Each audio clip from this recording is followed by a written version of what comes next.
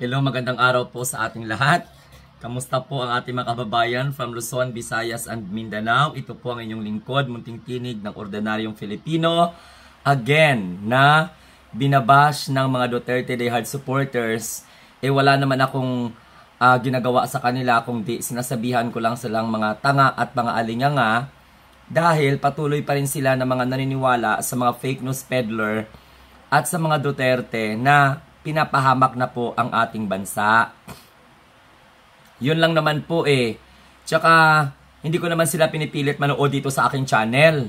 Pero bakit nagkakaaligaga sila sa pangbabash?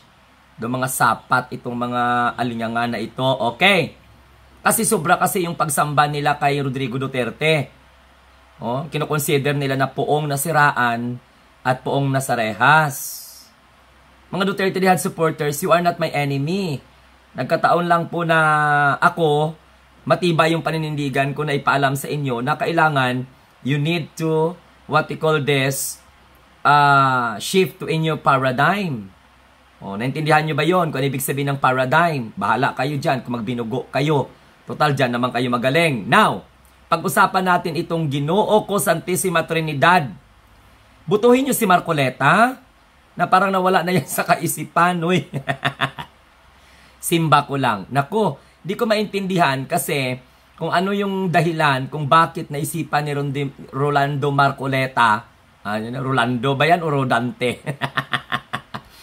Alam mo si Marcoleta, isa din ito sa mga pinagpipilian ko naman na maging senator noong 2022. Kaya lang, di ba nag-withdraw nga siya sa Uniteam. Hindi niya tinuloy yung pagiging senador niya, kaya tumakbo pa rin siya na sa GIP party list. At ito yung nagdala sa Iglesia ni Cristo sa kapahamakan. Si Randy Marcoleta, no? Si Randy na lang tawag ko kasi pag Rodante, parang hindi man bagay sa kanyang pangalang Rodante.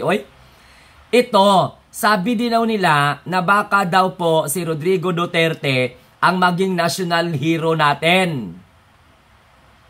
Putragis naman ito, kahit ako siguro yung pinakabobo na tao sa Pilipinas.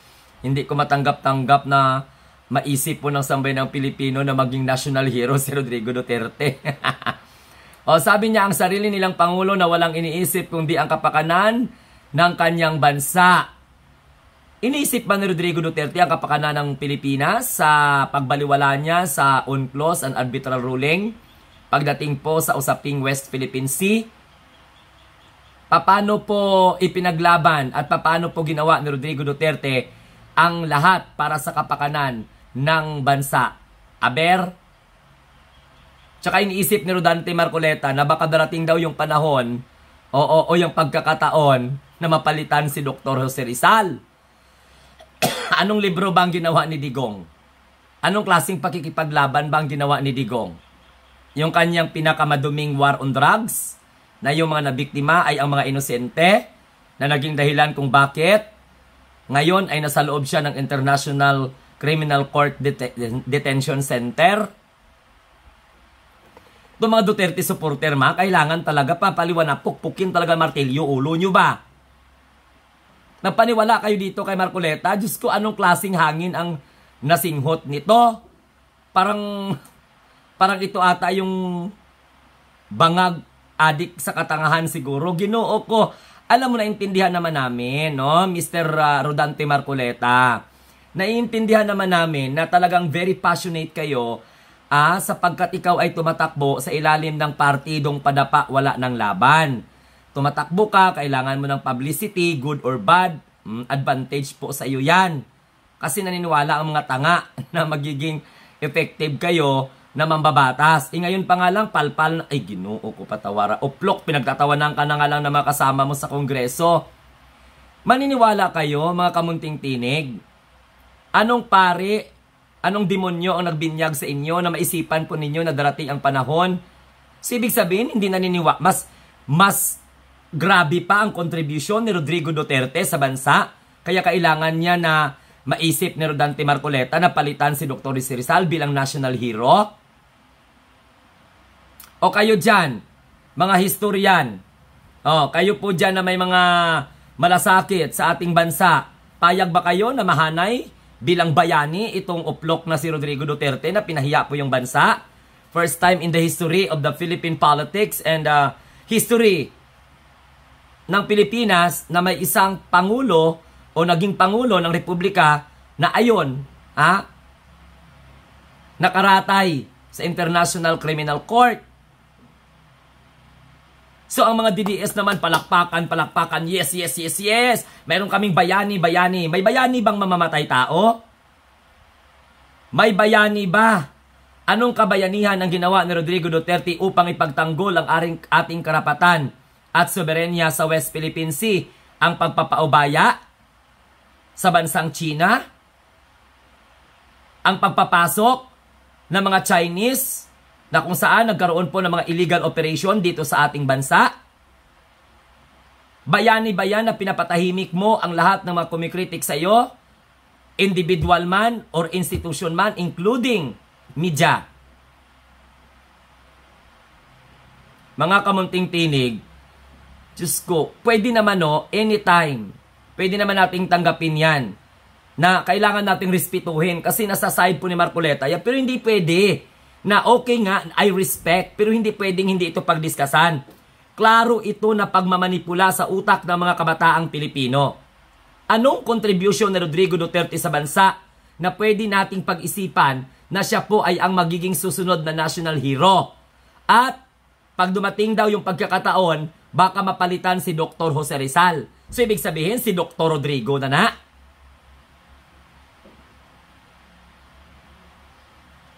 May national hero ba na balak palitan si Satanas sa impyerno? May national hero ba na minamaliit ang kakayahan ng mga Pilipino? May national hero ba na hindi iginagalang ang karapatan ng bawat Pilipino? Anong klase? Mga klase, wag muna Sydney. Galive po ako. Diba? Can you imagine that? Hindi ko maintindihan talaga kung saan po nanggagaling itong mga Duterte diehard supporters na ito, katulad ni Dante Marcoleta. Saan humuhugot ng lakas ng loob itong tumatakbong senador na ito? Mga kamunting tinig, ay kayo dyan, bahala kayo dyan kung magpapaloko kayo kay Marcoleta. Pero ako, ini-explain ko lang sa taong bayan. Paano po naisip ni Marcoleta ito? Ganito na ba talaga ang pagsamba ninyo kay Rodrigo? Ituring nyo pang bayani? Ilibo-libo ang namatay sa kanyang dirty war on drugs na walang kwenta, hukos-pokos. Magalit ako niyan.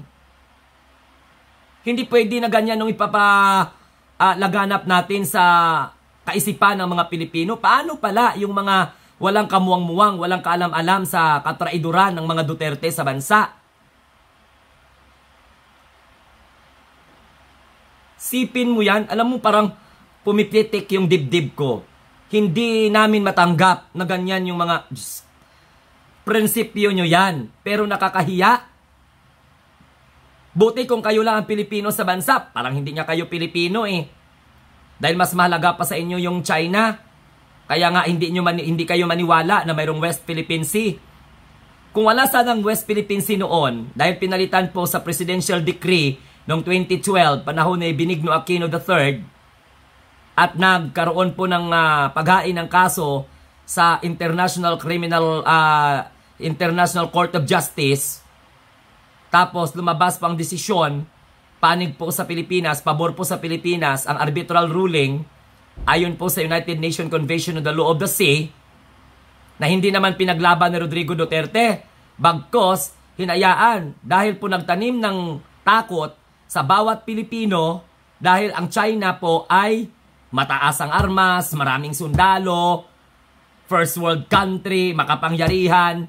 Yan ang itinanim sa atin ni Rodrigo Duterte. Pagkatapos ngayon, mag-isip pa si Rodante Marcoleta na baka sakaling dumating daw ang pagkakataon na mapalitan si Dr. Jose Rizal. So ibig sabihin, mga punggo kayo kapag kayo ay mapasok bilang isang mambabatas. Isa ito sa mga isusulong po ninyo na magiging national hero si Rodrigo Duterte. Animal.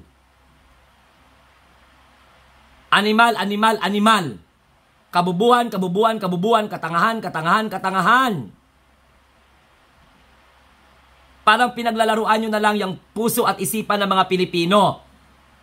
Kung kayo ng mga Duterte, na mga minority na kayo, na mga sinusuka na kayo ng taong bayan, kayo ng mga Duterte supporters, na mga hunghang, na mga alinyanga, huwag nyong gaguhin at lukuhin ang taong bayan.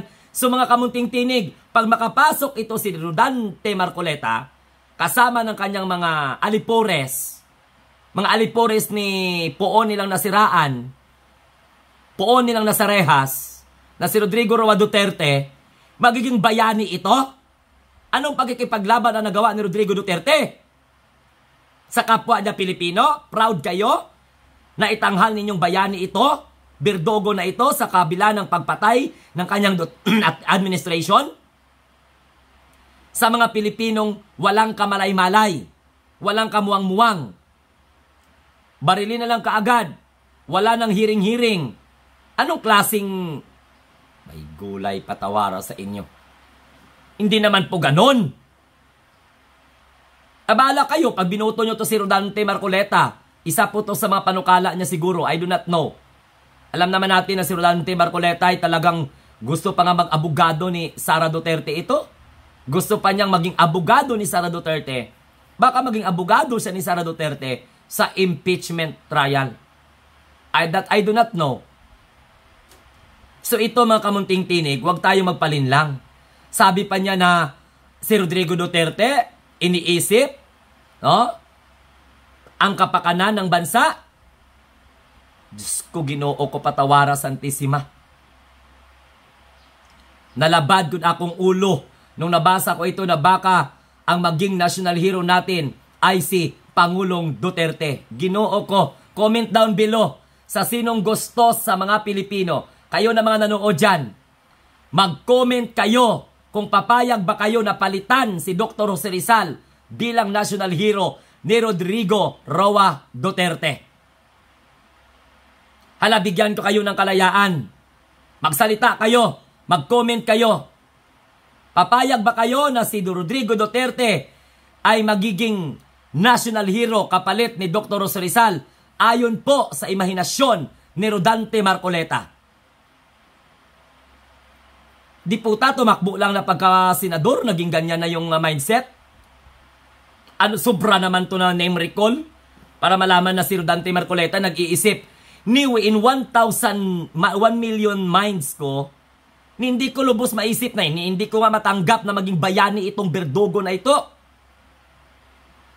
Pagkatapos, pinag-iisipan pa ni Rodante Marcoleta na magiging national hero ito pagdating ng panahon. At ito talaga, baka mapalitan si Dr. Jose Rizal? Ay, di puta naman talaga, oo. Por Diyos, por Santo, my God! Hindi ko maintindihan. Sobrang pagsamba sa puon nilang nasiraan. Ginoo ko. Bahala kayo dyan, mga kamunting tinig, mga Duterte supporter. Bahala kayo dyan. Anong ambag ni Rodrigo Duterte sa bansa? Hindi niya nga inayos yung ekonomiya? Palpak nga yung foreign policy niya? Pagkatapos ngayon, magiging bayani pa ito ng Pilipinas? Alinya nga na mentalidad. O kung bago kayo sa aking channel, mga kamunting tinig, huwag kalimutan mag-share, mag-like at saka mag-subscribe. Huwag kalimutan mag-share, mag-like at saka mag-subscribe. At pwede rin kayo mag-join sa ating Munting Tinig community para kayo po ay laging updated bawat live stream natin and bawat update natin through video uploading. Hindi po ako galit. May karapatan tong matanda na ito na si Rodante Marcoleta na magsalita. Pero hindi ibig sabihin na wala tayong karapatan pumuna. Ngayon, dahil nagpuna tayo, depende na sa inyo yan. Mag-comment kayo kung gusto ninyo magiging national hero. Naisip nyo ba ang naisip ni Rodante Marcoleta na si Rodrigo Duterte ay magiging isang national hero at baka di umano mapalitan si Dr. Jose Rizal? Sana pagsisipain kayo ng ating pambansang bayani. Klase na mga mentalidad. Mga out of the blue, mga craziest dream ang tawag dyan. Dante Marcoleta.